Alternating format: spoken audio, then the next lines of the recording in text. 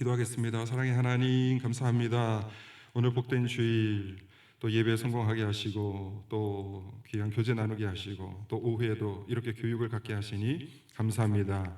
이 시간을 통해서 또 하나님께서 들려주시는 음성이 있을 줄 믿습니다. 이 시간 저의 마음을 열겠습니다. 저에게 말씀하옵소서. 종이 듣겠나이다. 주님께서 들려주신 그 음성, 깨달은 그 뜻을 삶 속에서 잘 실천하길 원하오니 주님, 저에게 힘과 능력을 더하여 주시옵소서. 그리하여 우리 주님께서 원하시는 분량만큼 매일매일 성장해 가는 우리가 될 수 있도록 주여 복을 내려 주옵소서. 예수님의 이름으로 기도합니다. 아멘. 네, 오늘은 PPT 자료 대신에 제가 교재를 프린트해서 나눠드렸습니다. 이 프린트를 함께 보시면서 또 설명을 드리도록 하겠습니다. 이 강의의 이제 주 교재, 주 도서가 왼쪽에 있는 경건에 이르기를 연습하라라는 책입니다. 이제 동료 목사님께서 몇 년 전에 이제 주신 책인데 이 책을 펴서 읽으니까 너무너무 쉬운 책이에요. 잘 읽히는 책. 그리고 시간도 많이 안 걸립니다. 근데 이 책에 담겨 있는 이 내용이 너무너무 좋아서 제가 굉장히 그 밑줄 그으면서 열심히 읽었던 기억이 나고 이것을 어디에 가서나 한 번씩 이 경건 훈련을 이렇게 하라라는 주제로 강의를 하곤 합니다. 먼저 이 책을 소개해드리면 경건에 이르기를 연습하라. 저자는 A.T. 피어슨 목사님인데 아더 테판 피어슨, 피어선, 피어선, 우리 한글로는 피어선 목사님이라고 이렇게 부르는데 이제 학자이시면서 이제 목회자이십니다. 이분은 전 세계를 향해서 교회의 선교적 책임을 강조하신 분입니다. 전도 열심히 하셨고요. 세계 선교, 세계 그 복음의 부흥을 위해서 열심히 노력하셨던 분입니다. 무디 목사님과 같은 해에 출생을 해서 미국 교회에 그때 이제 무디 목사님이 있을 때 미국에 아주 큰 부흥이 있었는데 그때 이제 피어슨 목사님도 한 축을 크게 담당하셨던 그런 목사님이십니다. 우리나라에 1900년대 이제 초에 오셔서 평택대학교, 현재 평택대학교 전신이 이제 피어선 신학교였는데 그 피어선 신학교를 창립하셨고 이 학교를 통해서 복음 사역자를 많이 배출하셨던 분이십니다. 이분께서 쓰신 책이에요. 경건에 이르기를 연습하라. 그 작아서 안 보이실 텐데 그 책 앞에 보면 경건 연습 15가지 성품 이렇게 나오는 15가지가 나와 있는데 오늘은 15가지를 다 살펴보지를 않고 그중에서 제가 선별한 11가지를 좀 살펴보면서 경건 훈련을 어떻게 해야 되는지, 어떤 분야에서 우리가 경건해져야 되는지 좀 살펴보도록 하겠습니다. 이 책 외에도 이제 오른쪽 맨 위를 보면 이제 참고 도서가 있습니다. 습관이 영성이다. 제임스 스미스라는 분이 쓴 책입니다. 습관이 영성이다. 여러분, 습관이 무섭습니다. 습관이 무섭습니다. 우리는 영성하면은 뭐 이상하게 신비한 거로 많이 생각을 하시는 분들이 있어요. 뭐 영성하면은 뭔가 뭐 갑작스럽게 막 환상을 보고 막 희한한 말을 하고 뭐 방언을 해야만 이것이 막 영성이라고 생각하는데 그건 하나님께서 주신 많은 은사들 가운데 하나지 그게 영성을 다 대표하는 것은 아닙니다. 더 중요한 것은 나의 삶 속에서 정말 그리스도의 삶, 그리스도의 향기, 그리스도의 모습이 나타나도록 사는 거 있죠. 그게 진짜 영성입니다. 그게 무서운 영성입니다.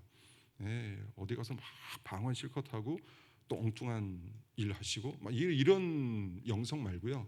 정말 좋은 영성은, 정말 하나님께서 기뻐하시는 영성은 저 사람 보면 예수님 같다. 예수님 같다. 이런 분, 여러분 주위에 그런 분들이 있으셔야 되는데 이제 우리가 그런 사람이 되어야 되는 거죠. 저 사람 보면 정말 예수님 같다. 이게 진짜 영성입니다. 그게 이제 삶 속에서 막 모든 습관 하나하나가 다 경건하신 그런 영성이 굉장히 좋은 영성입니다. 위대한 영성이죠. 그래서 습관이 영성이다라는 책도 제가 참고를 했고 그 다음에 권성수 목사님이 쓰신 생명사역 참고 도서고, 그 다음에 또 순전한 기독교 C.S. 루이스. 그 C.S. 루이스는 목사님은 아닌데 이분이 진짜 대단한 영성가예요. 뒤늦게 예수님을 깨달아가지고 이 복음을 영국의 그 라디오를 통해서 매 시간 교육하신 20세기 최고의 그 기독교의 그 현인이라고 해야 될까요? 그 지성의 대표 C.S. 루이스인데, 이 C.S. 루이스의 순전한 기독교라는 책이 있습니다. C.S. 루이스의 순전한 기독교를 한 번씩은 여러분 다 읽어보셔야 됩니다. 네, 한번 기억을 해두세요. 기억을 해두세요. 제가 나중에 언젠가 한번 순전한 기독교에 대해서 또 나눌 수 있는 기회가 있을 겁니다. 이런 책들을 제가 참고를 했습니다. 이 피어선 목사님은 15가지 우리가 경건에 신경 써야 되는, 관리해야 되는 부분을 말씀하셨는데, 그 첫 번째가 오늘 11가지를 살펴볼 텐데, 첫 번째가 생각 관리입니다. 생각 관리. 우리가 무엇을 생각하느냐가 너무너무나 중요합니다. 제가 한번 읽어보겠습니다. 한 인간을 형성하는 틀을 알아보기 위해서는 땡땡에까지 깊이 들어가야만 한다. 행위란 본질적으로 성품에서 나오는 것이요, 성품은 땡땡에서 기인한 것이기 때문이다. 무엇일까요? 생각입니다. 너무 잘하셨습니다. 네, 답은 사실 여기 다 들어 있습니다. 다 들어 있습니다. 어렵게 생각하시면 안 되고, 인간을 형성하는 틀, 어떠한 전체적인 어떤 틀을 알아보기 위해서는 그 사람이 생각하는 그 생각에까지 들어가야 하는 것이죠. 생각 관리가 중요한데, 권성수 목사님은 그 생각의 틀을 굉장히 중요하게 생각합니다. 그래서 보세요. 생각의 덩어리, 사람 머리에 생각의 덩어리가 있죠. 이것이 신념관입니다. 이게 전제라는 것인데, 모든 사람들은 전제가 있습니다. 관이 있습니다. 그 신념이 있습니다.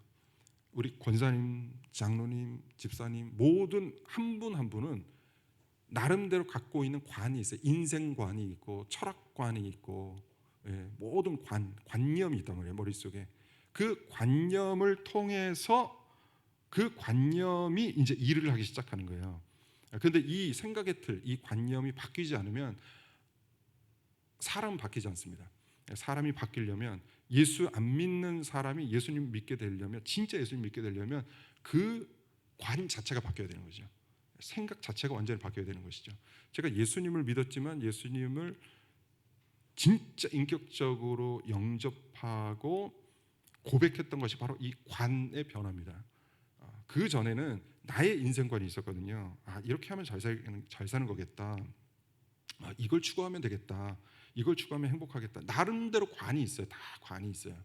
그런데 예수님을 알게 되니까 예수님의 생각으로, 성경적 가치관으로, 가치관이라고 하잖아요. 성경적 가치관으로, 예수님의 생각으로 완전히 이게 막 뒤집어지는 거예요. 그래서 나의 모든 생각을, 나의 모든 관을 예수님 앞에 내려놓고 십자가 앞에 묻는다고 하잖아요. 그러니까 이전에 나는 이제 죽고 내 안에 계신 예수 그리스도께서 사신다라는 뜻이 이거예요. 나의 모든 관념, 내가 생각해오던 추구하던 모든 인생관, 이런 것들을 다 버려버리는 거예요. 다 버려버리는 거예요. 바울이 그랬죠. 그 전에는, 예수님 만나기 전에는 자기 나름대로 관이 서 있었기 때문에 자기는 나름대로 그 관에 의해서, 생각에 의해서 예수 믿는 자들을 막 처단하면서 다니잖아요. 그게 하나님께 충성하는 길이라고 본인은 여겼던 것이죠. 그런데 예수님을 진짜 만나면서 이 관이 완전히 무너지죠. 뒤바뀌죠. 그래서 그 전에 갖고 있던 자신의 모든 생각과 관념을 다 십자가에 내려놓고 묻고, 이제는 완전히 죽고 예수 그리스도의 관으로 새롭게 태어나서 예수 그리스도를 전하는 그 복음의 전령사가 되지 않습니까? 그러니까 생각이 바뀌어야 되는 거예요. 생각이 바뀌어야 된다.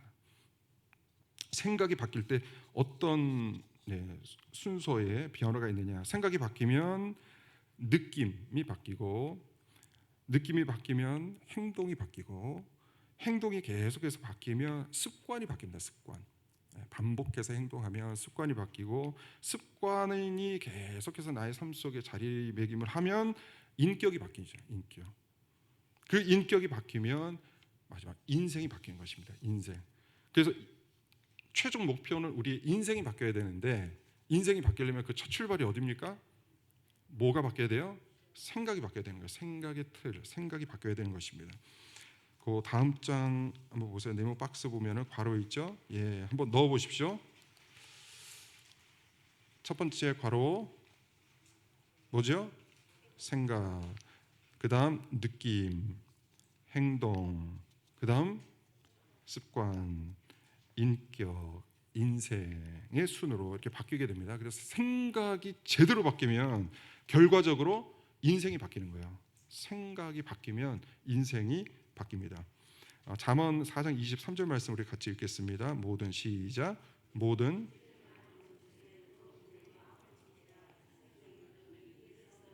네, 다시 한번요. 시작.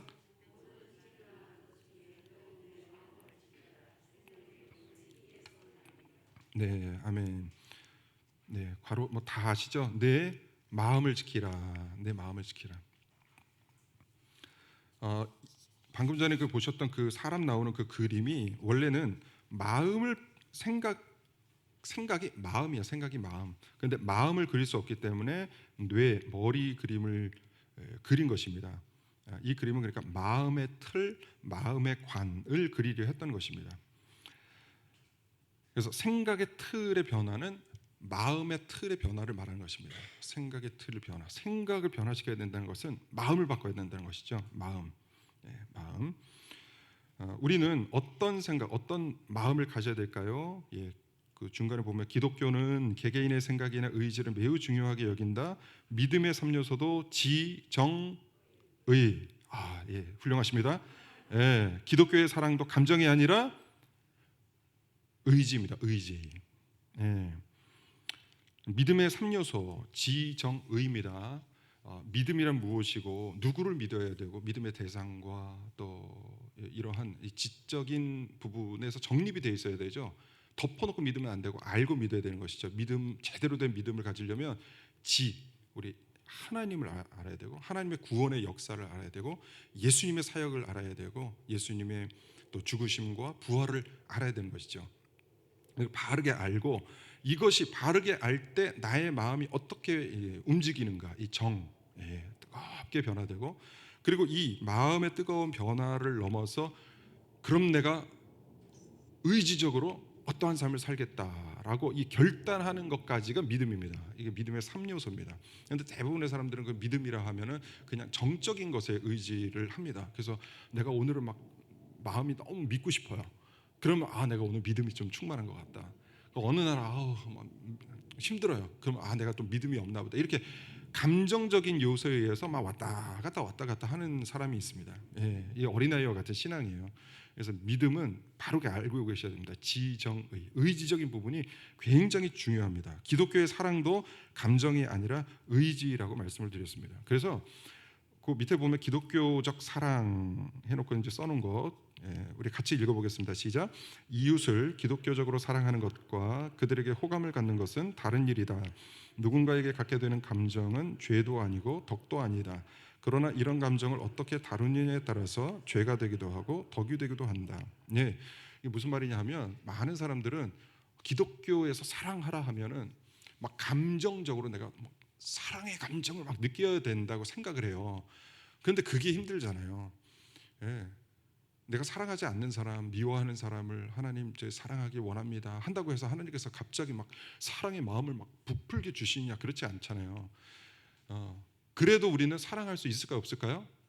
있어요. 이런 마음이 이런 그 감정적인 그 사랑의 마음이 좀 없더라도 의지적으로 우리가 사랑할 수 있다는 것입니다. 의지적으로 하나님 제가 사랑하라고 하셨으니 사랑하길 원합니다. 사랑할 수 있는 힘을 주시옵소서. 제가 사랑하겠습니다. 결단하는 거예요. 이게 기독교적 사랑입니다. 막 감정이 막 좀 섭섭한 감정이 아직 다 풀리지 않았는데 그 마음까지도 내가 막 다 막 풀어내고 막 안아줄 수 있을 만큼 그렇게 표현할 수 있어야 사랑이라고 생각하시는데 그게 사랑이 아니고 기독교적 사랑은 힘들지만 원수까지도 사랑할 수 있는 이유는 사랑의 의지적인 면을 강조하기 때문에 그렇습니다. 하나님께서 명령하셨으면 실천하겠습니다 하고 실행하시는 것이죠. 그럴 때 우리는 원수까지도 사랑할 수가 있는 것입니다. 그러니까 그 호감을 내가 아직 회복하지 못했다 하더라도 우리는 충분히 사랑할 수 있습니까? 없습니까? 있습니다. 사랑할 수 있습니다. 의지적으로 사랑하겠다고 결단하시고 하나님께서 원하시는 그를 위해서 기도해 주시고 그가 필요로 한 것도 제공도 해 주시고 이렇게 사랑을 실천하실 수가 있습니다. 그러다 보면 이제 하나님께서 놀랍게 그 헝클어졌던 마음을 회복시키시죠. 그 사람에 대한 좀 악한 감정, 또 섭섭한 감정 이런 것들이 서서히 이제 풀리게 된 것이죠. 두 번째, 첫 번째는 생각 관리를 이렇게 해야 됩니다. 생각 관리. 두 번째, 애정 관리를 해야 됩니다. 애정 관리. 애정이란 만족이나 불만족, 유쾌함이나 불쾌함 등의 심적 움직임을 나타내는 것이지만 단순히 이러한 감정만을 의미하는 것이 아니다. 여러분 기독교에서는 계속 감정만을 의미하는 것이 아니다. 감정이 중요하지 않다. 물론 감정이 아예 필요 없는 것은 아니지만 감정에 따라서 우리가 막 휘둘려서는 안 된다는 것입니다. 애정 관리란 우리 내면이 궁극적으로 향하는 사랑을 말하는 것입니다. 이 애정이 바로 한 인간의 충성을 보여주는 지표입니다. 애정 관리. 내가 내 마음에 어떠한 것에 이렇게 쏠리는 게 있단 말이에요. 어떤 관심이 막 기울어지고 계속해서 내 마음이 막 흐르는 게 있습니다. 분명히 있습니다. 여러분에게는 그것이 무엇입니까? 팀 켈러 목사님은 내가 만든 신이라는 책에서 그것을 우상이라고 얘기했는데 내 마음이 흐른다고 해서 다 우상은 아니고 내 마음이 막 흐르는 것 있죠. 그것이 하나님보다 우선될 때 그것이 우상입니다. 예를 들면 여러분 자녀들이 있으시잖아요. 자녀들 사랑해야 됩니까? 말아야 됩니까? 사랑하셔야 돼요. 원수도 사랑해야 되는데 자녀들 당연히 사랑해야 되죠. 마음껏 사랑하시고 축복하셔야 돼요. 이것은 하나님께서 원하시는 것입니다. 기뻐하시는 일입니다. 애정 표현 많이 해주셔야 됩니다. 그런데 그 자녀가 우상이 될 수도 있다는 거예요.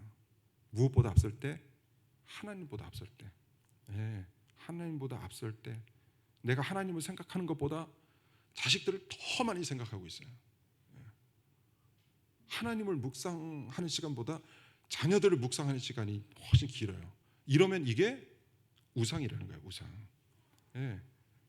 하나님보다 내가 주식을 계속 묵상하고 있어요. 오늘은 올랐을라나 떨어졌는데 막 계속 이게 우상인 거예요. 여러분 그 순장 교육 시간에 주식에 대해서 이제 잠깐 우리 홍일의 권사님께서 발표를 하셨는데 여러분 주식이 나쁩니까? 좋은 겁니까? 나쁜 겁니까? 좋은 거예요? 버셨군요. 여러분 주식이 뭐든지 그렇지만 돈이 나쁜 겁니까? 나쁜 겁니까? 좋은 겁니까? 안 좋은 겁니까? 돈은 그 중화적인 존재예요. 중화적인 거. 그러니까 이게 좋을 수도 있고 안 좋을 수도 있는 거예요. 양면이 있는 겁니다. 돈이라고 해서 돈을 추구한다고 해서 다 나쁜 게 아니라 돈을 잘못 추구하면 나쁜 것이죠. 돈 잘 건전하게 정직하게 벌어서 하나님께 헌신하고 봉사하면 이거 얼마나 하나님 나라에 유용하게 쓰입니까? 그러니까 돈 자체가 나쁜 것이 아니라 돈을 막 우상으로 섬기는 그게 나쁜 것이고 주식이 나쁜 게 아니에요. 주식이 좋은 것도 아니고 나쁜 것도 아니고 건전하게 주식을 잘 투자하면 좋은 거고 주식을 단타 노름처럼 일확천금을 가지려는 이 잘못된 자세로 임하면 이게 나쁜 거예요. 주식을 어떻게 대해야 하면 돈을 벌려고 하기보다는 물론 우리가 이제 최종적인 목적은 돈을 또 잘 벌어야 되겠죠. 그런데 그것을 위해서 투자한다기보다는 기업의 가치 있죠. 내가 투자하려는 그 기업의 가치와 함께 그 기업이 성장하는 만큼 기업과 내가 같이 성장한다라는 마음으로 장기적인 관점에서 계속해서 꾸준하게 투자할 수 있는 그러니까 오래 장기적으로 투자할 수 있는 그런 마음으로 장기 투자를 하면 좋은 거예요. 기업 그 주주가 있어야지 기업이 성장을 하죠. 그러니까 그런 마음으로 임하시면 좋은 거예요. 그런데 주식을 내가 주주의 어떤 그 의무가 아니라 나는 돈만 벌면 그만이다라는 마음으로 넣었다 뺐다 막 단타 이거는 안 좋은 거예요. 이렇게 하면 돈을 벌 가능성도 낮고 그거 자체는 주식에 임하는 자세가 벌써 다른 거예요. 그러니까 돈이나 주식이나 무조건 좋고 무조건 나쁜 게 아니라 그것을 어떻게 대하고 어떻게 임하느냐에 따라서 이게 좋은 것이 될 수도 있고 나쁜 것이 될 수도 있는 것입니다. 그래서 이 애정 관리, 그러니까 팀 켈러 목사님은 뭐 가정도 그렇고 자녀도 그렇고 직업도 그렇고 주위의 평판을 그렇게 중요하게 생각하는 사람들이 있고, 중요하게 생각해야 되죠. 그러나 그 모든 것들이 하나님보다 앞설 때는 모든 것이 다 우상이 될 수 있다라고 경고를 합니다. 그래서 우리의 마음의 애정, 이게 애정의 쏠림, 그 관리를 잘 하라는 말씀이죠. 자, 네모 박스 보면 나를 중심으로 위에는 하나님이 있고 계시고 밑에는 돈이 있고 옆에는 가족, 이웃이 있습니다. 우상 숭배의 발생 원인은 뭐냐면 수직과 수평의 균형을 잃을 때입니다. 위로는 하나님을 섬기고 아래로는 돈을 다스려야 돼요. 그리고 옆으로는 이웃과 가족을 품어야 되죠. 그런데 이 위치가 바뀌면 이 균형을 잃으면 이게 잘못되는 거죠. 우상이 되는 것입니다. 돈이 위로가 있다, 하나님이 밑으로 가 있다. 그럼 이 돈이 우상인 거예요. 자녀가 위에 가 있다. 그 자녀가 우상이 된 것입니다. 그러니까 세 번째, 기질 관리를 해야 됩니다. 기질 관리. 모든 사람은 기질을 갖고 있으며 이 기질은 타고난 성향을 말합니다. 어느 한쪽 방향으로 기우는 성향입니다. 이게 마음이 애정 관리도 이제 마음이 이렇게 쏠리는 거죠. 이 기질도 어느 한쪽으로 이렇게 쏠리는 거예요. 이 기울어지는 성향을 말하는 것입니다. 타고난 성격이나 체질과 같은 것이어서 바꾸기는 쉽지 않습니다. 피어선 박사님은 이 기질을 미술 작품의 초벌칠이라고 표현하면서 우리 인생이라는 전체 작품을 밑에서 받쳐주는 가장 기본적인 성품이다, 기본 베이스다라고 말합니다. 자, 이제 크게 네 가지 기질이 있는데 첫 번째 다혈질입니다. 다혈질적인 사람. 장점은 다혈질이 낙천적입니다. 밝고 생기가 넘치고 명랑하고 적극적입니다. 근데 단점은 깊이와 꾸준함이 부족합니다. 담즙질이 있습니다. 담즙질. 능동적이고 의지가 강하고 독립적이고 자기 주도적입니다. 능동적이고 의지가 강하고 독립적이고 자기 주도적입니다. 그러나 단점은 너무 고집이 셉니다. 성급합니다. 좌우를 보지 않습니다. 앞만 보고 달립니다. 소통이 안 되는 거죠. 장군, 영웅, 지도자 이런 사람들이 많습니다. 우울증이 아닙니다. 우울질은 재능이 많습니다. 분석적입니다. 그러나 너무 분석적이다 보니까 부정적이고 비판적이고 완벽주의를 추구합니다. 완벽주의도 완벽하라고 노력하는 것은 하나님께서 기뻐하시지만 완벽주의는 하나님께서 금하십니다. 왜냐? 우리는 완벽한 존재입니까? 아닙니까? 아니죠. 우리는 완벽한 존재가 아닙니다. 완벽한 존재는 하나님이시고 우리는 부족하기 때문에 주님을 더욱더 따르는 존재죠.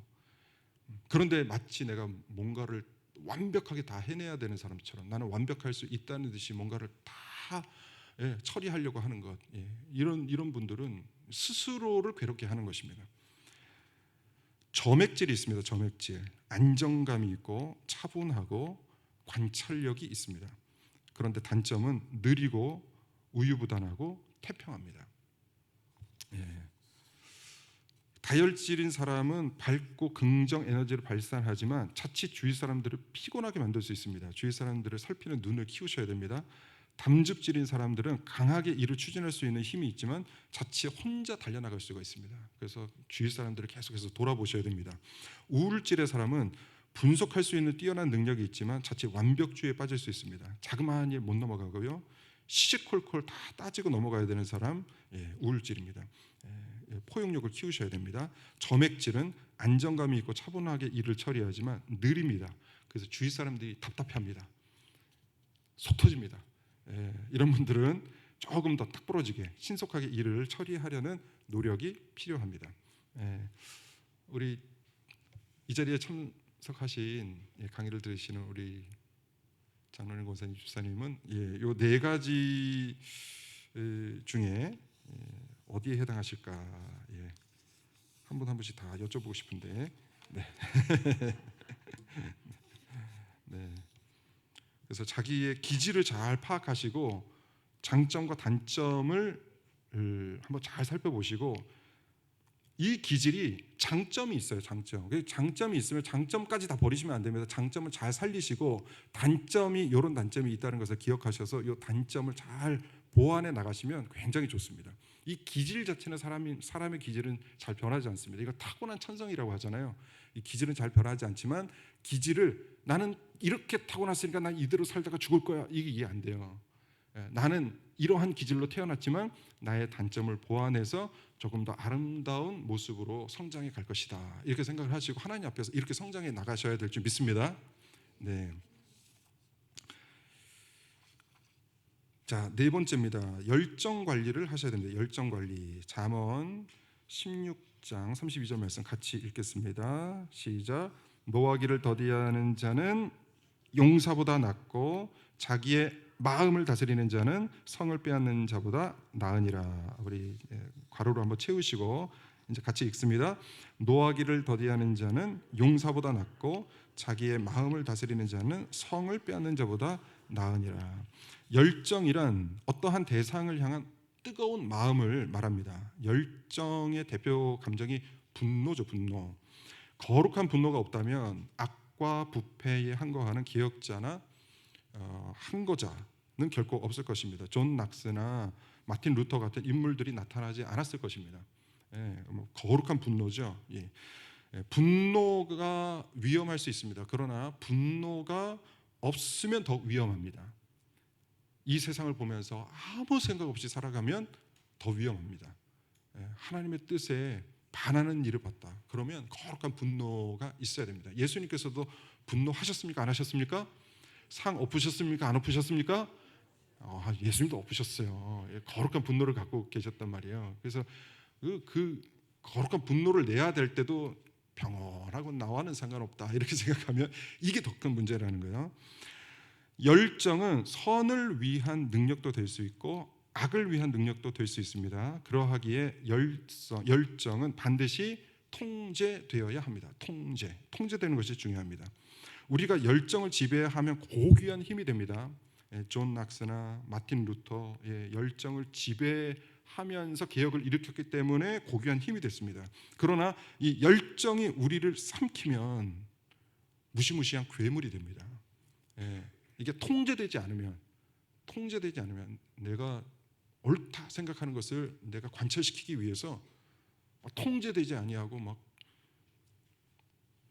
막말을 한다거나 몸으로 막 부딪힌다거나, 이러면 이게 통제가 되지 않으면 이게 굉장히 위험합니다. 그래서 열정이 있다는 것이 좋은 장점이 될 수도 있고 위험한 단점이 될 수도 있습니다. 이거 통제가 필요합니다. 이건 예수님께 나의 마음을 바치고 기도하면서 모든 일을 하나하나씩 해 나가셔야 되죠. 통제가 되어야 됩니다.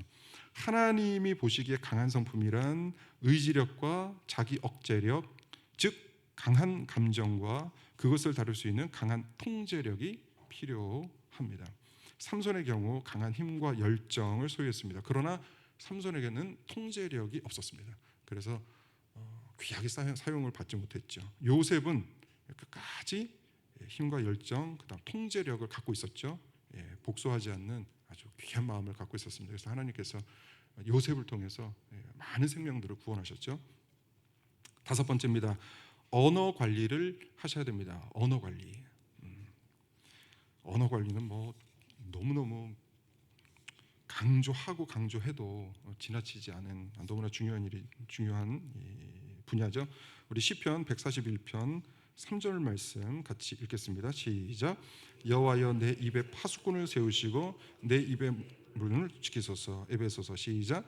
무릇 더러운 말은 너희 입 밖에도 내지 말고 오직 덕을 세우는 데 소용되는 대로 선한 말을 하여 듣는 자들에게 은혜를 끼치게 하라. 에베소서 누추함과 어리석은 말이나 희롱의 말이 마땅치 아니하니 오히려 감사하는 말을 하라. 마태복음 내가 너희에게 이르노니 사람이 무슨 무익한 말을 하든지 심판날에 이에 대하여 신문을 받으리니. 잠언 입을 지키는 자는 자기의 생명을 보존하나 입술을 크게 벌리는 자에게는 멸망이 나오느니라. 야고보서 우리가 다 실수가 많으니 만일 말에 실수가 없는 자라면 곧 온전한 사람이라 능히 온 몸도 굴레 씌우리라. 골로새서 너희 말을 항상 은혜 가운데서 소금으로 맛을 냄과 같이 하라. 네. 이 말씀만 있겠습니까 성경에? 아닙니다. 이거 외에도 이 말에 대해서 강조하는 말씀이 너무 많습니다. 다 담을 수 없을 만큼 많습니다. 그래서 뭐 다른 것부터 관리하실 생각하지 마시고 가장 먼저 입을 관리하시는 입을, 입을 입에 파수꾼을 세우라는 거예요. 파수꾼, 파수꾼 쫙.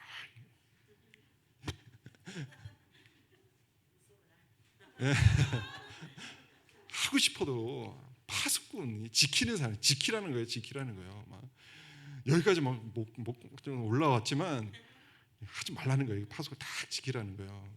그 순간을 넘어가라는 거예요. 네. 입을 지키셔야 됩니다. 말에 실수가 없으셔야 됩니다. 네.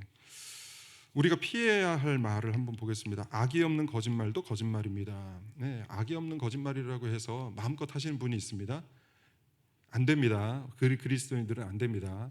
악의가 없는 거짓말이라도 거짓말입니다. 그런데 네. 예를 들어서 뭐 이런 아주 극단적인 일이 있을 수가 있겠죠. 이게 전쟁 시기에 생명을 보호해야 되는 그 순간, 그런데 총칼을 들고 온 누군가가 왔어요. 그래서 내놓으라는 거예요. 그 사람을. 그러면 그때는 숨겨줄 수 있는데 정직해야 된다고. 네, 저쪽 두 번째 방에 있습니다. 이렇게 얘기하면 돼야 될까요? 안 될까요? 안 되죠. 그거는 정직이 아니죠. 그때는 어떻게 내가 정직한 말이 우선이냐 아니면 생명이 우선이냐를 따지셔야 돼요. 당연히 뭐가 우선이에요? 생명이 우선이죠. 그럴 땐 생명을 지키는 겁니다. 무조건 정직하라고 그랬다고 막 시도 때도 없이 정직하고 이러시면 안 됩니다. 머리를 파마를 하고 이제 아내가 이제 부인이 오셨는데 나 이뻐 하는데 정직하게 정직하게 얘기하시면 안 된단 말이에요. 그때는 비록 많이 부족해 보여도 그때는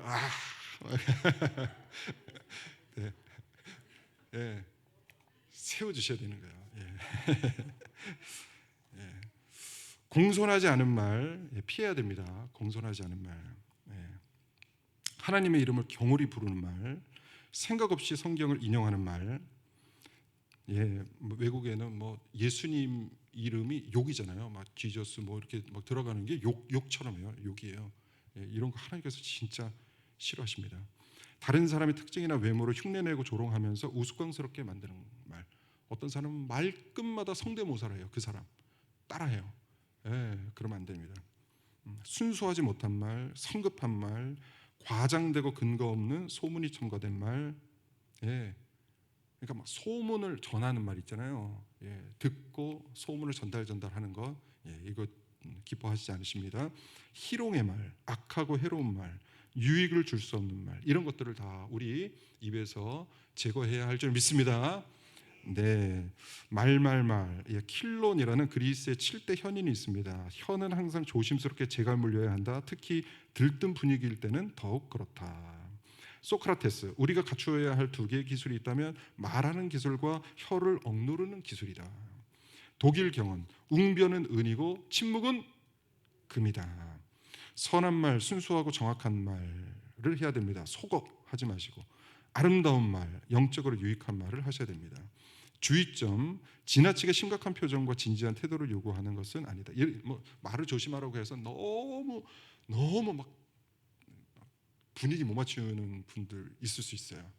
그런 거를 원하는 것이 아니라 분위기를 맞추고 유머를 구사하실 수 있습니다. 예, 그러나 유머 중에서도 남을 깎아내리는 유머 있죠. 예, 그런 유머는 하지 마시고 세워주는 유머. 예. 유재석 씨가 그것 때문에 롱런하는 겁니다. 롱런. 남을 막 깎아내리지 않잖아요. 네, 이렇게 아름다운 말이 넘쳐 흐르는 우리 아름다운 강북 성산교회가 되기를 주님의 이름으로 축복합니다. 막 칭찬하시고 좋은 말 많이 해주시고 세워주시는 말 많이 하시기 바랍니다.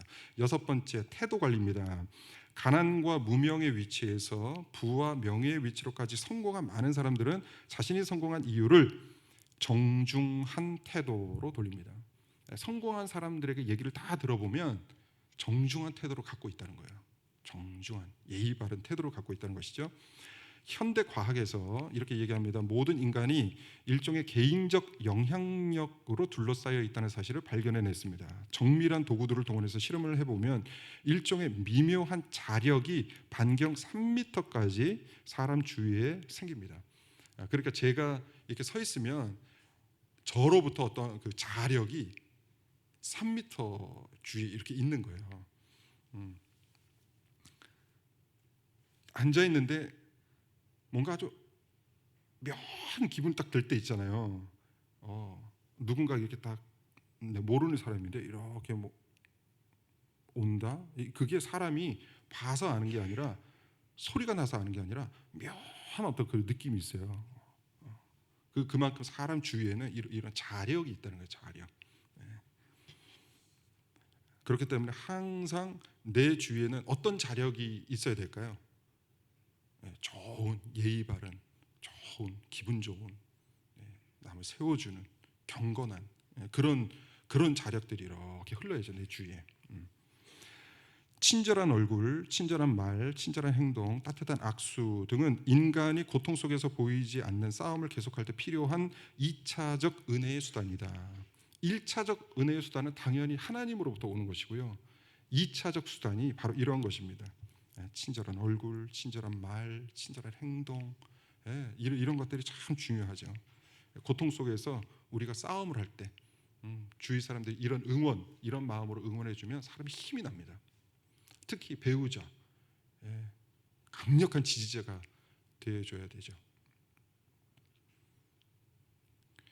예를 들어서 이제 다니엘을 한번 보겠습니다. 구약 성경에서는 다니엘이 그 누구보다도 거룩한 태도의 광채가 찬란했던 사람이었다라고 이제 말합니다. 다니엘서 1장부터 6장까지를 연구해 보면 다니엘은 흠 하나 없는 세련된 행동의 소유자였음을 발견할 수가 있습니다.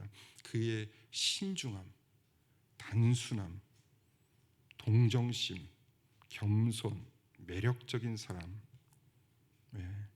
이런 모든 것을, 이 매력적인 사람들이 소유한 이 모든 것을 함께 겸비한 사람이 다니엘입니다. 여기서 단순한 거, 단순함이 중요합니다. 생활이 막 복잡한 사람들 있죠. 그게 좋지 않습니다. 생활이 단순한 게 좋습니다. 단순하게 생각하는 것도 단순하게 생각하는 것이 좋습니다. 성경이 하지 말라고 그래. 그러면 단순하게 안 하면 되는 거예요. 하나님께서 하지 말라고 그러셔. 설교 말씀에 하지 말라고 그러시네. 그게 단순하게 생각하는 게 좋아요. 이걸 막 뒤틀고 어떻게 해서든지 내가 막 해야 되지, 이게 아니고 복잡하게 생각하는 게 아니라 단순하게, 삶의 패턴도 단순하게. 다니엘 하루에 3번씩 단순하게, 아침에도 기도하고 점심에도 기도하고 오후에도 또 기도하고, 단순하게.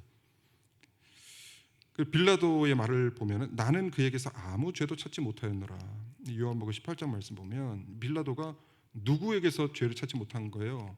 예수님을 보고, 예수님도 이러한 삶을 사셨다는 거예요. 이 태도가 어떤 아주 정중한 모습, 젠틀한 모습, 예수님께서 그러한 모습이셨습니다.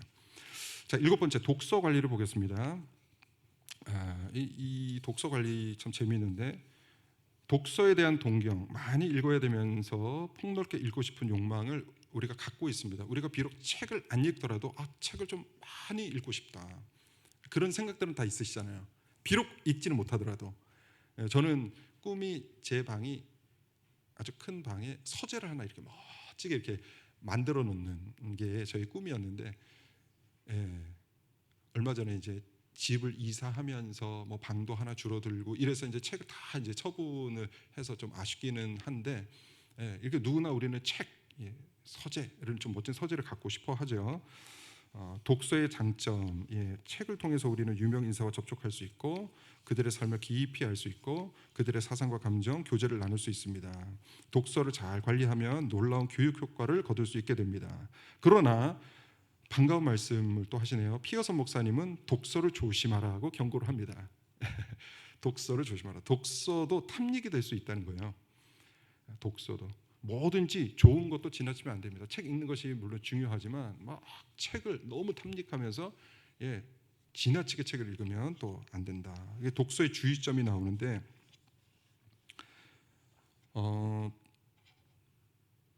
그 괄호 한번 보겠습니다.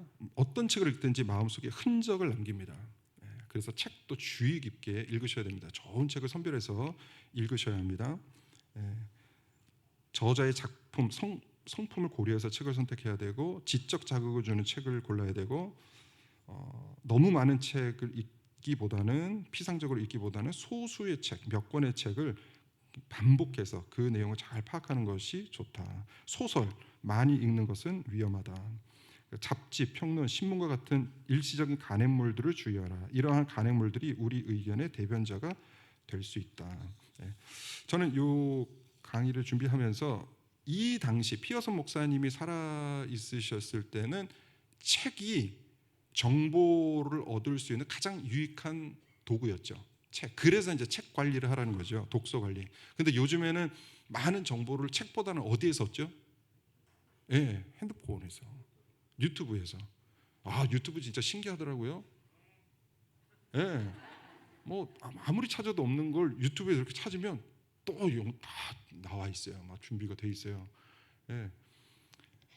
이 독서 관리를 어떻게 생각할 수 있냐면 영상 관리, 인터넷 관리라고 생각을 하시면 됩니다. 예. 물론 이 인터넷, 예, 독서, 유튜브 이것이 우리에게 유익을 줄 수도 있지만 무차별적으로 이거 너무 많이 의지하고 많이 보시면 안 됩니다. 예, 규모 있게, 적당하게. 그리고 막 이것저것 막 보기보다는 말씀도, 하나님의 말씀도, 목사님 설교 좋다고 해서 막 공유해가지고 이 목사님 저 목사님 막 듣지 마시고, 지동춘 목사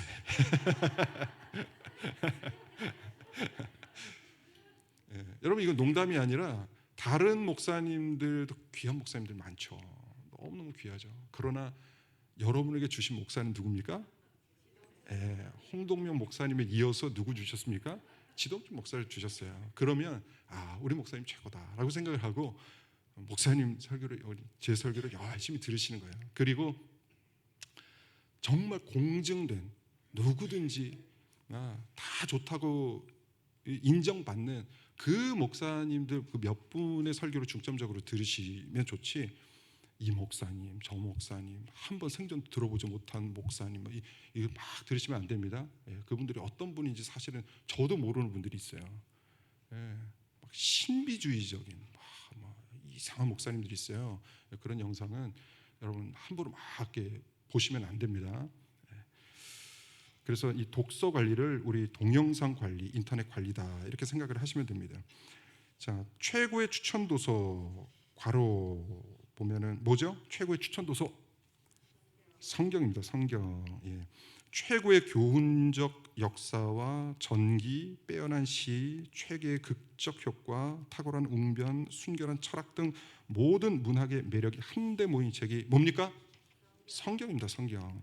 이 책 안에는 독이라고는 전혀 없으며 하늘나라의 향기를 맡을 수 있습니다. 이 책을 읽고 연구함으로 인간은 위대해질 수 있습니다. 문학적으로도 이 책은 타의 추종을 불허하는 최고의 걸작입니다. 예.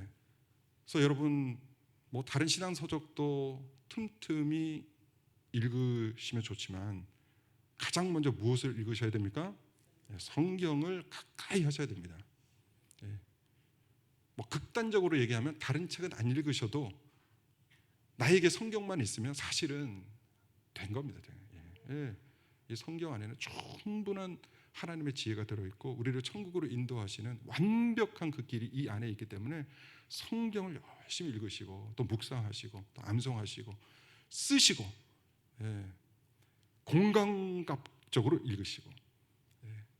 그때 한번 제가 말씀드렸죠. 성경을 어떻게 읽으면 좋습니까? 눈으로 읽고 입으로 말하면서 읽고, 예, 입으로 말하면 내 귀가 또 들리잖아요. 예, 귀로 또 듣고 손가락으로 이렇게 가리키면서 읽고, 이게 공감각, 여러 감각을 이용해서 읽으시기 바랍니다. 예, 하나님의 말씀을 읽을 때 놀라운 역사가 일어날 줄 믿습니다. 네, 8번째입니다. 신경 관리입니다. 신경은 신체 구조에서 매우 독특한 위치를 차지하고 있습니다. 거대한 그물과도 같은 섬유질 조직인데 머리를 중심으로 온몸에 고루 퍼져 있어서 감각기관과 운동기관을 형성하고 있습니다.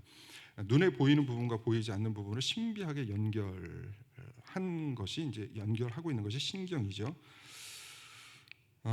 그래서 신경 관리를 잘 해야 되는데, 현대 사회의 모든 부분이 현저한 특징이 뭐냐면, 현대 사회의 현저한 특징이 뭐냐면 속도감입니다. 속도감. 미친 듯이 빠르게 살아가지 않으면 안 되는 속도 속에서 살아가고 있습니다. 잠깐의 참된 휴식을 누리지 못하는 삶이 막 이어지고 있습니다. 오늘날 신경 질환 환자가 많이 늘어나는 이유입니다. 속도감. 사람은 속도감 있게만 사는 것이 좋은 것은 아닙니다. 속도감 있게, 일을 할 때는 일해야 되지만 사람은 기계가 아니에요. 기계도 계속 돌리면 고장 납니다. 사람도 마찬가지죠. 그래서 쉴 때는 쉬어줘야 되는 것이죠. 안식하지 않은 안식일을 범하는 사람들이 늘어나고 있습니다. 그 결과 안식이 가져다주는 유익을 얻지 못할 뿐만 아니라 육체와 정신을 회복시키는 좋은 기회를 놓치고 있습니다. 그래서 한 주일을 평상적인 모든 업무를 한쪽으로 밀어놓으라. 그러니까 안식일까지 막 일을 하지는 말라는 것입니다. 하나님께서 주신 안식일을 철저히 지키면 뭐가 건강해질까요? 몸과 영혼이 건강해집니다. 몸과 영혼이 건강해집니다. 9번째, 오락 관리입니다. 오락 관리.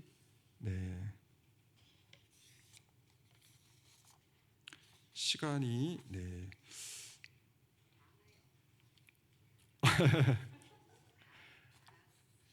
그렇죠. 제가 3시까지 막 맞춰야 된다고 생각하는 것은 그냥 뭐 제가 잘못 생각하고 있는 거죠. 예, 좀 지나면 어때요? 예. 네, 한번 우리 기지개 또 한번 펴겠습니다. 예.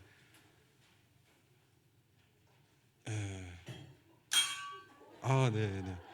왜 진작 이런 시간을 안 주신 거예요? 네, 목도 한번 이렇게 돌리시고,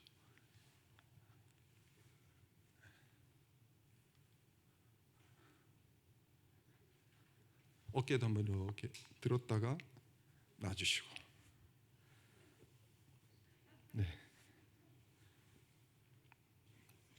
네, 9번째 보겠습니다. 오락 관리입니다. 전도서 11장 9절 말씀 같이 읽겠습니다. 시작.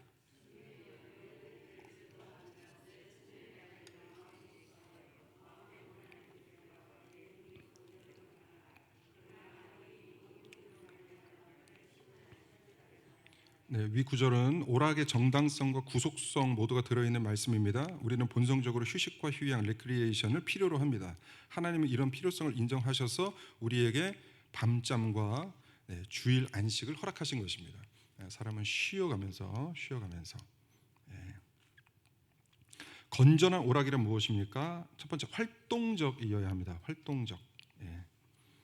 다양하게 무엇인가를 하는 편이 인간에게 휴식을 가져다 줍니다. 휴식이라고 해서 그냥 가만히 막 집에서 막 잠만 계속 자는 것이 휴식이 아니라 뭔가 활동적으로 움직이는 거예요. 나의 업무에서 좀 떠나서 다른 일들을 좀 활동적으로 하는 것이 참 좋습니다.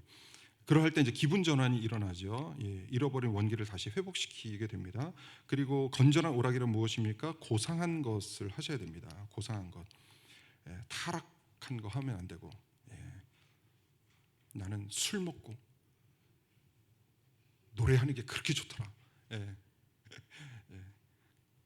노래하는 것까지는 괜찮은데 막 술 먹고 막 이러면 안 돼요. 고상한 것을 하셔야 돼요.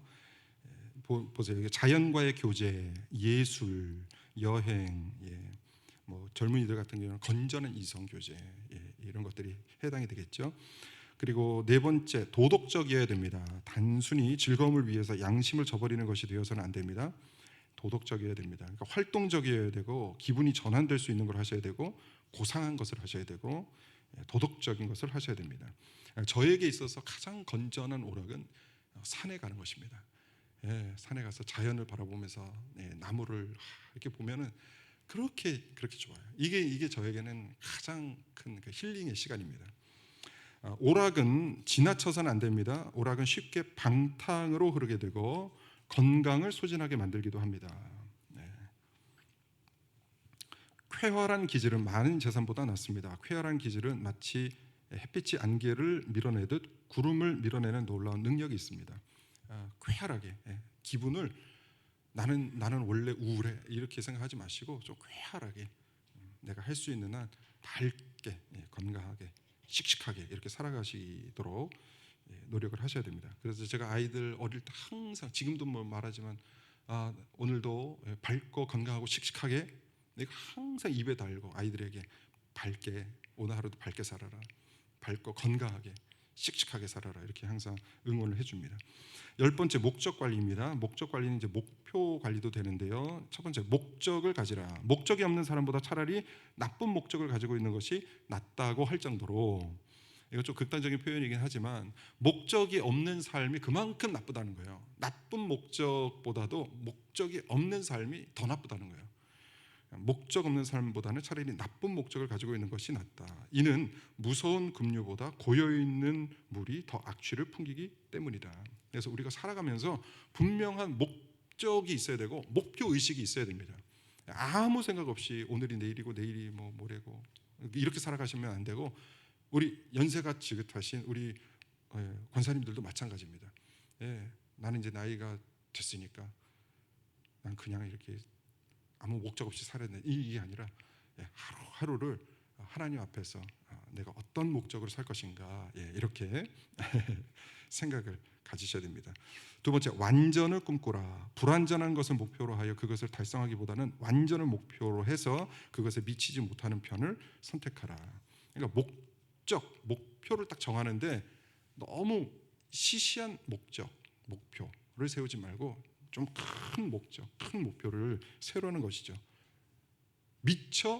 미치지 못하는 한이 있어도. 한 가지 말씀드릴까요? 그 권성수 목사님, 제가 몇 번 말씀을 드리는데, 권성수 목사님께서 동신교회에 CS123 비전을 했습니다. CS123. CS는 뭐냐면 처치스쿨이에요. 교회를 학교처럼 만들어서 교육해서 123 비전을 이룬다. 1은 100명의 선교사를 파송한다. 2는 2만 명의 성도. 3은 대구 경북의 30% 복음화. CS123 비전입니다. 권성수 목사님이 20년 목회를 하셨는데 이 CS123 비전을 이루셨을까요? 못 이루셨을까요? 못 이루셨습니다. 못 이루시고 은퇴하셨습니다.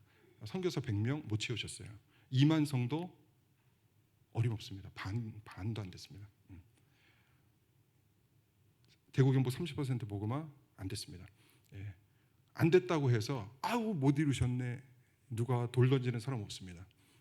꿈은 크게, 비전을 크게, 그리고 우리는 그 방향을 향해서 최선을 다해서 가면 되는 것입니다. 최선을 되고, 이루시는 분은 하나님이시니까 어느 선까지 이루실 것인지를 하나님께서 결정하시는 거니까요. 그걸 못 이뤘다고 그거 못 이룰 것 같은데 해서 아예 꿈을, 비전을 못 세우면 그건 안 됩니다. 꿈은 크게 가져야 되죠. 우리 강북성산교회 얼마나 좋습니까? 74 비전. 어떤 분들, 제가 지난주에도 말씀드렸지만 너무 큰데요. 괜찮습니다. 꿈 크게 갖고 그 방향으로 가는 거예요. 그리고 하나님께서 이루시는 데까지 이루면, 뭐 저 때 못 이루면 제 다음에 또 이루시고, 동신교회도 권성수 목사님 못 이루시고 그 다음 목사님 또 이루실 수도 있고, 그 꿈을 향해서 우리는 가면 될 줄 믿습니다. 네. 자, 목적 관리하고 있는데요. 자, 목적 세 번째, 이타적인 목적을 가져야 됩니다. 상인의 정신은 얻기 위해 주지만 기독교 정신은 주기 위해 얻는 것입니다. 남을 위한 삶은 마침내 최고의 보상을 가져옵니다. 단지 자신만을 구원하려고 애쓰는 것은 궁극적으로 자기 상실을 의미합니다. 그래서 기독교인들은 공부해서 남주냐 이런 말 하시면 안 돼요. 자녀들에게 공부해서 남줘라. 남주기 위해서 공부해라. 이렇게 기도를 하시고 또 자녀들을 양육하셔야 되죠. 남에게 주어야 되는 것입니다. 이타적인 목적을 갖는 것이 중요합니다. 네 번째, 부르신 소명을 기억하라. 그리스도인들의 목적은 그리스도이시죠. 예수 그리스도는 우리가 창조된 목적입니다. 바울은 그리스도로 옷 입으라라고 말씀을 합니다. 그리스도로 옷 입는 것이 바로 우리가 존재하는 목적입니다. 다섯 번째, 매주 반복하라. 매주 반복하라. 매일매일 반복하는 것이 중요합니다. 매일 반복하는 것이 중요합니다. 우리 11번째 습관 관리인데요. 이 습관 관리 하기 전에 제가 영상을 하나 이렇게 좀 재미있는 영상을 하나 보여드리겠습니다. 매주 우리가 반복을 해야 되는 것이 왜 중요한가? 영상을 7분짜리 영상인데 다 보진 않고 제가 중간에서 스톱할 때까지만 보겠습니다. 한번 틀어주시죠.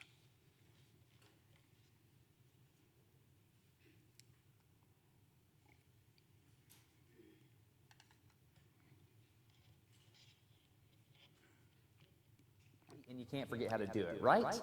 But I did something. I did something that damaged my mind. It happened on the streets of Amsterdam, and I got really scared, honestly. I can't ride a bike like you can anymore. Before I show you the video of what happened, I need to tell you the backstory. Like many 6-year-olds with a MacGyver mullet, I learned how to ride a bike when I was really young. I had learned a life skill, and I was really proud of it. Everything changed, though, when my friend Barney called me 25 years later. Where I work, the welders are geniuses, and they like to play jokes on the engineers. He had a challenge for me. He had built a special bicycle, and he wanted me to try to ride it. He had only changed one thing. When you turn the handlebar to the left, the wheel goes to the right. When you turn it to the right, the wheel goes to the left. I thought this would be easy, so I hopped on the bike ready to demonstrate how quickly I could conquer this. And here he is, ladies and gentlemen, Mr. Destin Stanley. First attempt riding the bicycle. 이해하시죠? 자전거를 개조했어요. 오른쪽으로 가면 왼쪽으로 자전거가 가게 되고 왼쪽으로 핸들을 들면 오른쪽으로 가게 만든 거예요. 이렇게 반대로. In this moment, I had a 사람 못 타요. really deep revelation. My thinking was in a rut. This bike revealed a very deep truth to me. I had the knowledge of how to operate the bike, but I did not have the understanding. Therefore, knowledge is not understanding. Look, I know what you're probably thinking. Destin's probably just an uncoordinated engineer and can't do it. But that's not the case at all. The algorithm that's associated with riding a bike in your brain is just that complicated. Think about it. Downwards force on the pedals, leaning your whole body, pulling and pushing the handlebars, gyroscopic precession in the wheels. Every single force is part of this algorithm. And if you change any one part, it affects the entire control system. I do not make definitive statements that often, but I'm telling you right now, you cannot ride this bicycle. You might think you can, but you can't. I know this because I'm often asked to speak at universities and conferences, and I take the bike with me. It's always the same. People think they're going to try some trick or they're just going to power through it. It doesn't work. 여러 사람들이 Your 시도하는 brain 거예요. cannot 손을 do it. 바꿔서도 한번 타보고 For instance, this guy.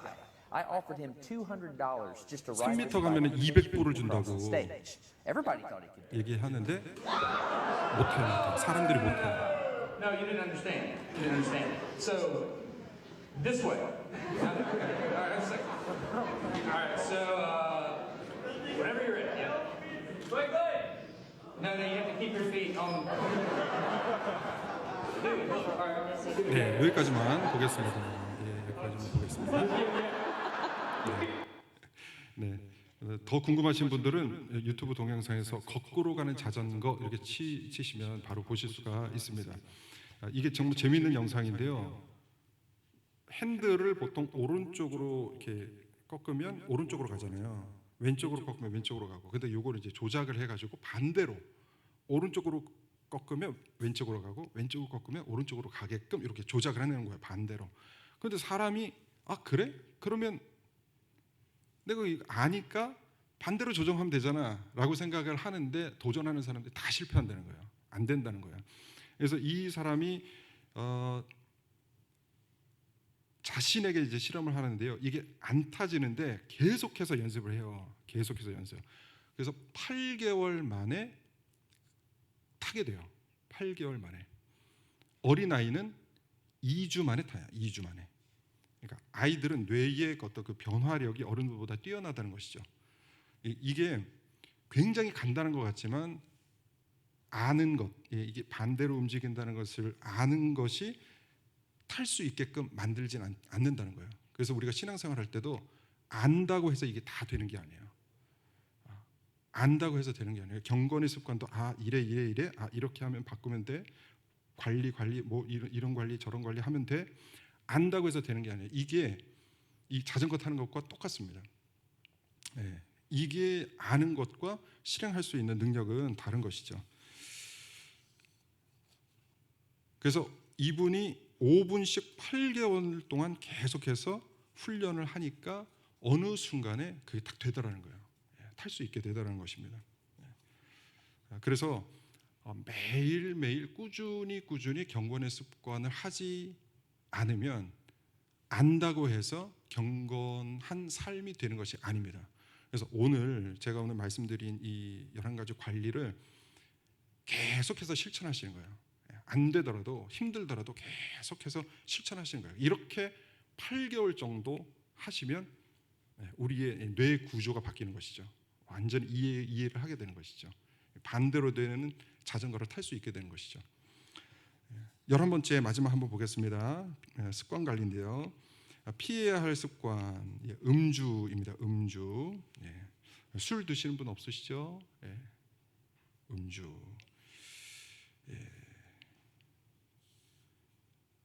이성을 마비시키고 취해 있을 동안에 보좌에서 이성을 끌어내립니다. 그래서 그 음주는 절대적으로 금하셔야 합니다. 두 번째, 음탕함. 정욕의 파괴적인 영향력은 전 인격에 골고루 미칩니다.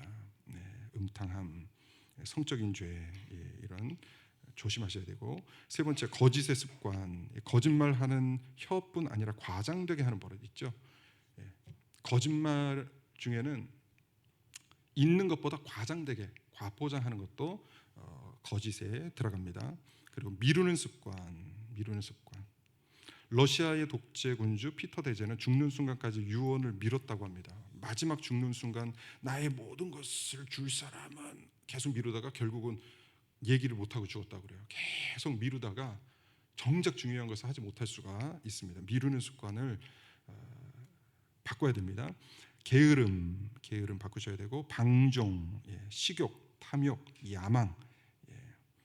그 밑에 보면 고든이라는 분이 교회 최고의 위험은 이단이 아니라 탐욕이다, 이렇게 얘기를 합니다. 탐욕. 굉장히 교회에도 위험하고 개인 경건에도 위험합니다. 자, 두 번째, 신앙인으로 꼭 가져야 할 습관. 첫 번째, 성경 연구입니다. 매일 가장 자유롭고 조용한 30분을 할당하시기 바랍니다. 허드슨 테일러라는 분은 이렇게 말합니다. 연주회를 먼저 열고 나중에 악기를 조율하지 말아라. 이게 무슨 말입니까? 하루를 시작할 때 하나님의 말씀으로 우리의 생각을, 우리의 관을 조율하라는 거예요. 먼저 피아노를 조율하고 연주를 해야 되듯이 먼저 하나님의 말씀으로 조율을 하고 하루를 시작하라는 말씀입니다. 자, 친구 앞에 땡땡 친구, 평생 친구입니다. 평생 친구. 하나님의 말씀을 우리의 평생 친구로 삼는 것이 중요합니다. 피어슨 목사님은 성경을 소홀히 하는 가장 큰 이유는 시간의 부족이 아니라 마음의 부족 또는 다른 이상이 그리스도의 자리를 차지하고 있기 때문이다라고 말합니다. 시간이 없어서 성경을 못 읽는 분은 아마 없으실 겁니다.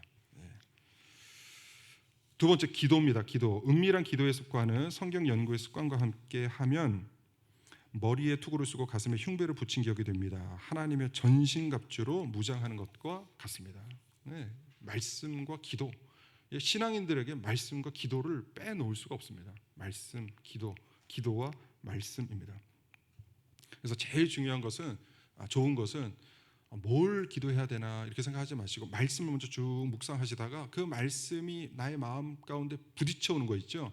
그걸 붙잡고 기도하는 거예요. 하나님의 말씀을 붙들고 기도하는 것이 제일 좋고, 또 기도하면서 나의 이 기도가 맞는가를 또 말씀으로 점검하고, 이 말씀과 기도와 말씀이 같이 가는 것이 가장 바람직하고 건강한 신앙을 유지할 수 있는 비결입니다. 우리는 때로 기도를 행동과 맞바꾸려는 유혹을 받습니다. 하지만 기도는 모든 행동보다 우선해야 합니다. 신구약 전체가 증언하는 바고, 바울과 요한의 신학이 증언하는 바고, 예수님의 삶 전체가 증언하는 바입니다. 예수님께서도 모든 것이 기도 외에는 이루어질 수 없다라고 말씀하셨습니다. 네, 봉사 보겠습니다. 봉사. 알렉산더 마글라렌이라는 분은 눈을 당신 자신에게서 다른 곳으로 돌려라. 영적 낭망을 고치는 하나님의 치료 방법. 우리가 우리 영적인 생활을 하는데, 영적인 생활을 하다가 늘 비상하는 영적 상태를 유지하는 것이 아닙니다. 힘들어질 때가 있습니다. 그때 무엇을 주의해야 되느냐? 무엇을 바라봐야 되느냐?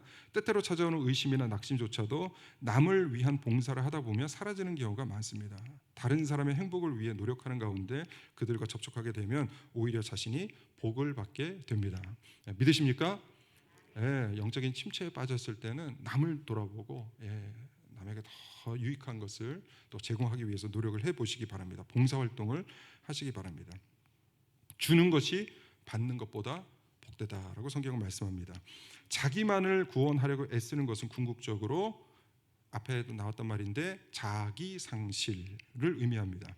자신만을 구원하려고 애쓰는 것은 자기 상실을 의미합니다. 이게 무슨 뜻이냐면, 자기만을 위해서 기도하고 자기만을 위해서 신앙생활을 하는 것은 그게 진짜 신앙인이 아닐 가능성이 높다는 거예요.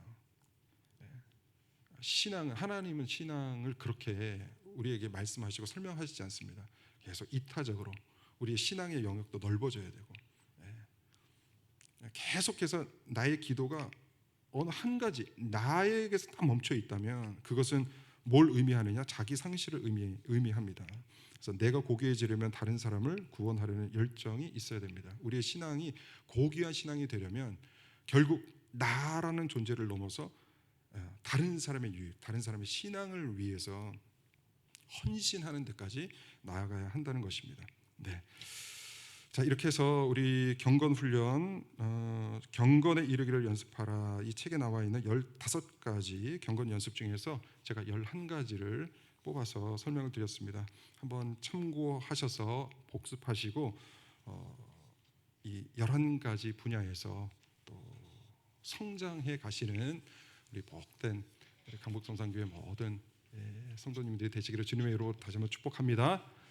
네, 감사합니다. 함께 기도하고 이 시간 마무리하도록 하겠습니다.